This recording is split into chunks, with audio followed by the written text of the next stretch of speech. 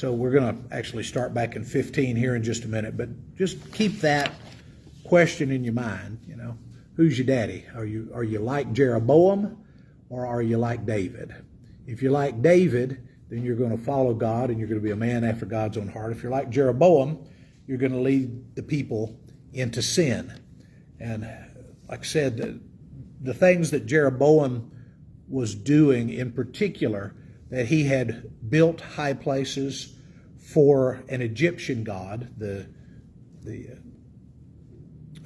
golden calf god. He put one down at Shiloh and one up in the north to keep his people from leaving the north and going down to Jerusalem to worship. He didn't want them to have access to the temple.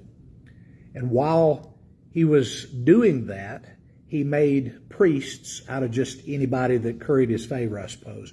But we didn't have Levitical priesthood in the north. We just had priests who were overseeing this worship of the golden calf. So that's kind of where we're going to start and mention just a couple of more kings on our way to God's great prophet, Elijah. Okay? Look at chapter 15, verse 33. I just want to notice the way that it is stated. 1 Kings 15 and 33. In the 3rd year of Asa, king of Judah, Baasha, son of Ahijah, became king of all Israel in Tirzah, and he reigned 24 years. He did evil in the eyes of the Lord, following the ways of Jeroboam, and committing the same sins Jeroboam had caused Israel to commit. So if you put them on the scale, right, as far as the sins that Jeroboam committed, and then you put Baasha on there on the other side, they're kind of equal. They're just, Jeroboam started it, Baasha continued it, and it was about the same problem. Now we're going to skip the next guy, Elah. He doesn't get much of a report. He only rules about 2 years and then gets assassinated. So there's not a whole lot of information as far as what Elah did. But look down at 1611.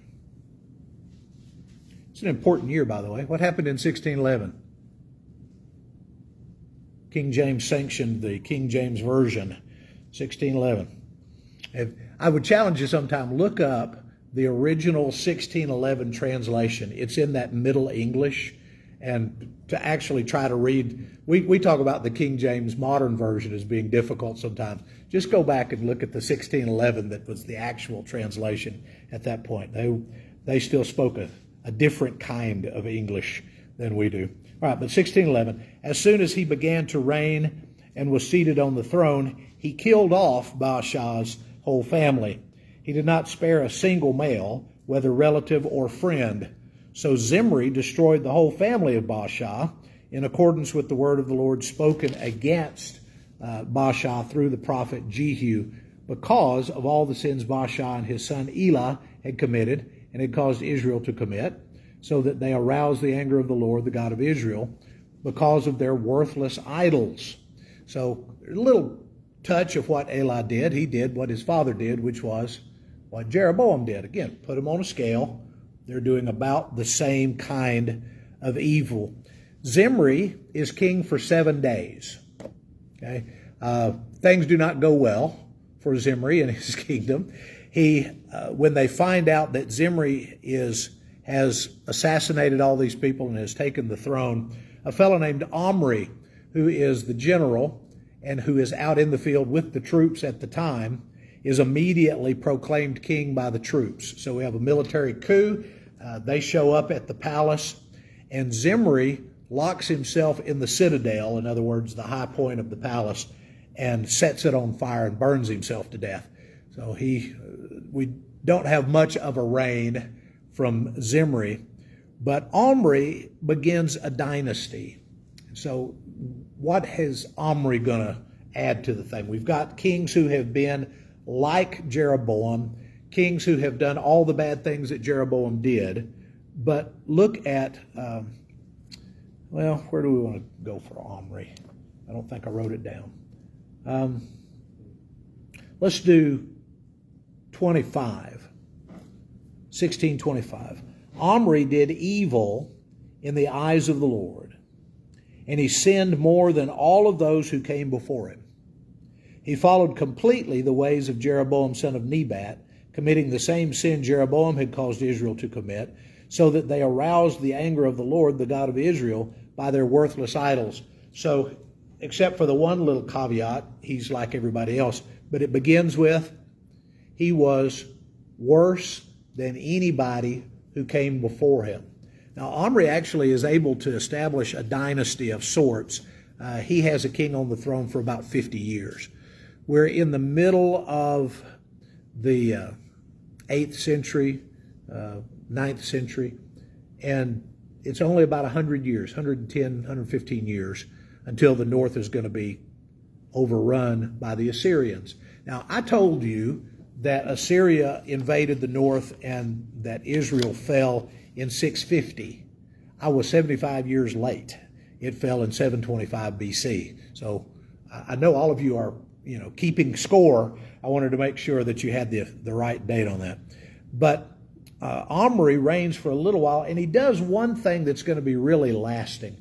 Go back up to verse 23. In the 31st year of Asa, king of Judah, Omri became the king of Israel, and he reigned 12 years, 6 of them at Tirzah, which was the going palace at that time.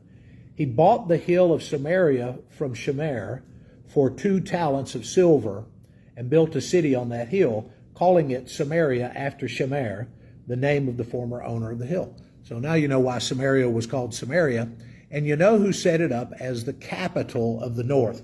So what we have now under Omri is dueling capitals.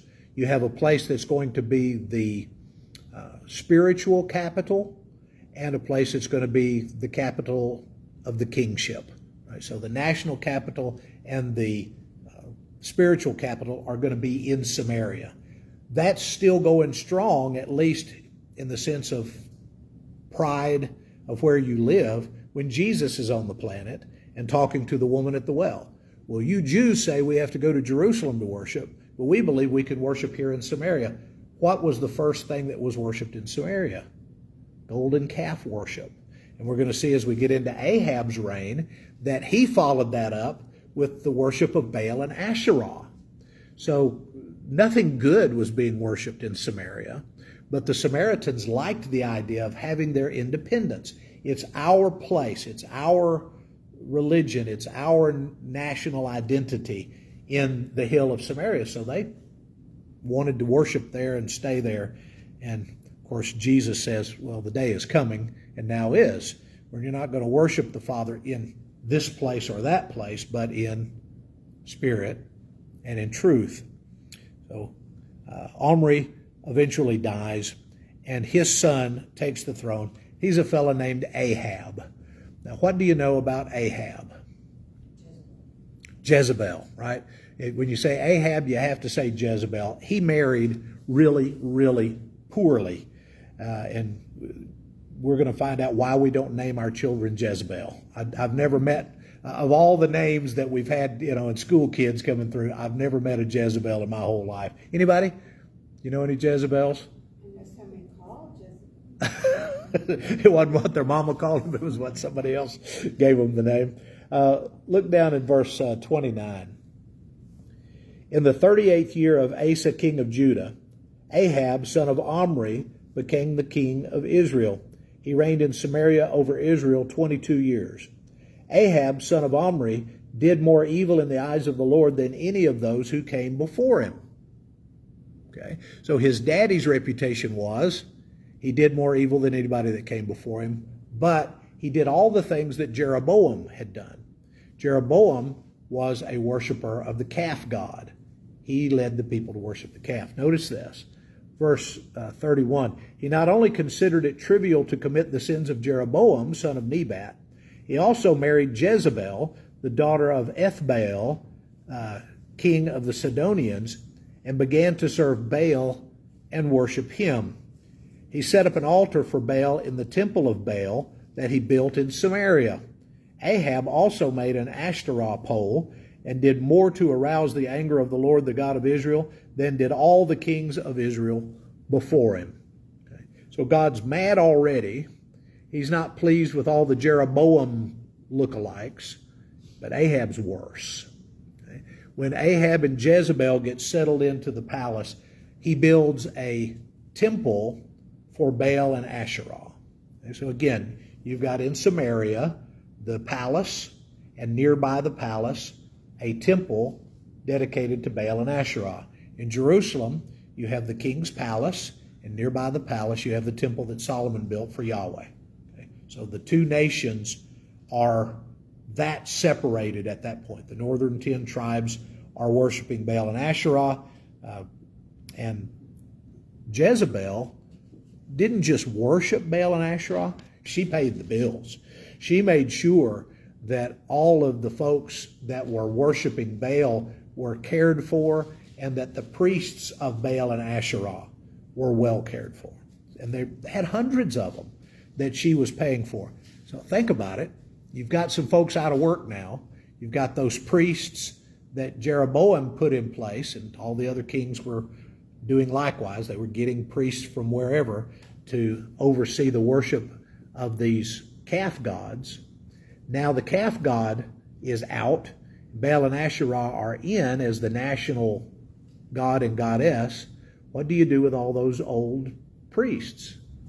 Well, if they can be bought, you just bring them right over, and now they're Baal and Asherah. We don't know, but were they tortured? Were they persecuted? Were they run out of town on a rail? Or were they just given a new job title and new words to say and brought up to the temple? Whatever happened to them, we're still in the same boat, just with a different god and goddess. There's a little note, we won't really get into it in verse 34, that tells about the rebuilding of Jericho. Any of you remember when the Israelites come across the Jordan River and Joshua and the army go against Jericho and it falls down? Right? After that, a curse is put on Jericho and anybody that rebuilds it. Well, during the time of Ahab, somebody went and rebuilt Jericho. And it says he laid the foundation at the cost of his firstborn. He set up its gate at the cost of his youngest son, in accordance with the word that was spoken. Right? So this long-standing curse is finally fulfilled when this guy decides he's going to build Jericho. Now, chapter 17, we get to Elijah. Of all the Old Testament prophets, the non-writing prophets, I think we know about as much about Elijah as anybody else. He did some stuff. He did more things in opposition to idol worship than just about anybody else, at least those about whom we know. We're going to run across a couple of other prophets that were in cahoots with Elijah, but Elijah's the one we know. What do you know the most? What's the thing that comes to your mind quickest when you think about Elijah? Ravens feeding him. That's where we're going tonight. Ascended into heaven. He didn't die. Right? The Jews held that Elijah was coming back to be the forerunner of Messiah. So they were looking for physical Elijah to come back to the planet and kind of pick up where he left off as a prophet. They asked John the Baptist, "Are you Elijah?" And John the Baptist says, "No, I'm not."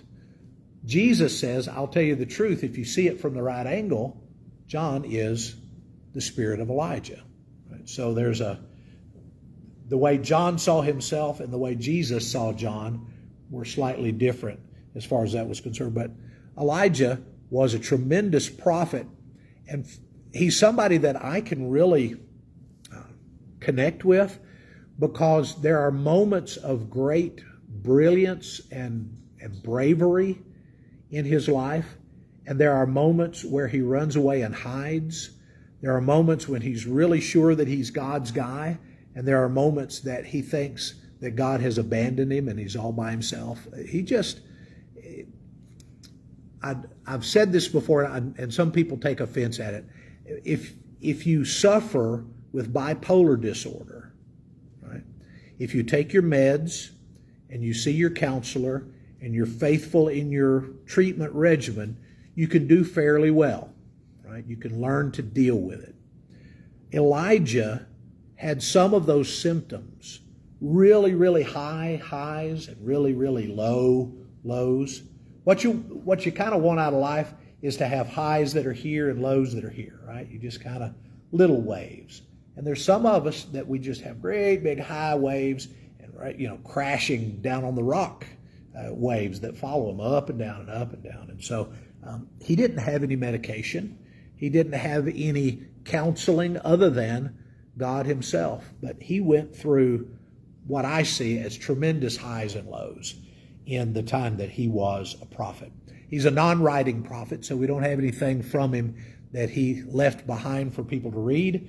But he is one who delivers a lot of important messages to the opposition. So his job is not to go talk to people who already believe. His job is to go talk to those Baal and Asherah worshipers who run the kingdom. He is under threat of death. A lot of his ministry. He is he's an amazing, amazing prophet. All right? Look at 17:1. Elijah the Tishbite from Tishba in Gilead said to Ahab, "As the Lord, the God of Israel, lives, whom I serve, there will neither be dew nor rain in the next few years, except at my word." Okay? Where do we meet Elijah? We don't really. We just have a record that he showed up and started talking. Right? He says to the ruler of the nation, to the sovereign king, right? And think how many different kings have just been assassinated. Right? So they're not worried about killing folks in the north. Ahab has a wife, Jezebel. She definitely not shy about getting people killed. And he goes to them and he says, "It's not going to rain until I say so." Where did he get that information? As the Lord, the God of Israel lives, whom I serve, there will be neither dew nor rain in the next few years except at my word. So he's had some contact with God. Did God specifically give him this message to give to Ahab? Where else would he have gotten it? Where else would he have taken upon himself that sense of clout? But he must have been in contact with God before he was in contact with Ahab. We just don't have the call of Elijah listed. A lot of the prophets we'll look at, it'll say, then God came to so-and-so and said, "I want you to take this message." With Elijah, we meet him when he's given the message. Does anybody know how long it didn't rain? 3.5 years. There you go. How do you know that? You read it in a book. You read it in this book. In James chapter 5, James, as he's writing to the dispersion, he says, James prayed that it wouldn't rain, and it didn't rain for 3.5 years. James chapter 5. I know, but you said James prayed. Oh, James didn't pray, no. Elijah prayed, and James told us about it. Okay. That's what I said. Elijah prayed, and then James recorded that it was for a period of 3.5 years. So that's where we find out. When you go over into the Revelation, lots of stuff happened in 3.5s, right? It's half of 7. So don't know whether God planned it that way, just to say, well, here's a temporary, a partial punishment, or whether it's just happened to be 3.5 years. But at the end of that time of 3.5 years is when it finally pours down raining, and we have the prophets of Baal up on Mount Carmel. All of that is at the end of this. So everything that you read about Elijah happens in the course of a big drought that he prophesies at the beginning of his ministry. So the word of the Lord comes to Elijah, verse 2, "Leave here, turn eastward, and hide in the Kerith ravine east of the Jordan. You will drink from the brook, and I will have directed the ravens to supply you with food." Okay, think about it physically for a minute. Ravens are like big crows, right? Okay. So he did what the Lord had told him. He went to the Kerith ravine east of the Jordan and stayed there. The ravens brought him bread and meat in the morning, and bread and meat in the evening, and he drank from the brook. So he's got plenty to eat. He's got plenty to drink. How's he getting his food? From birds of prey. Right? So evidently, whatever the meat is, they're getting it and carrying it to him and dropping it off. And then the bread, they're getting that, rip off a piece and carry it and drop it off. And Elijah is an enemy of the state at this point, and he's hiding out from Ahab and Jezebel. But that still strikes me as a difficult way to be a fugitive, to be fed that way. Except you know that God's the one behind it. Right? If God wasn't sending the ravens, then you starve, right? Or you get captured. The people in the palace are going to be the last ones to get hungry, right? Whatever is available first to the royalty. The enemy prophet is going to be the last to get something to eat. So if he comes up out of his hole, he's going to have problems, right? So the first negative that we see from the drought is not for Ahab and Jezebel. The first negative is for Elijah. The second negative that we see is for a widow who lives in Zarephath.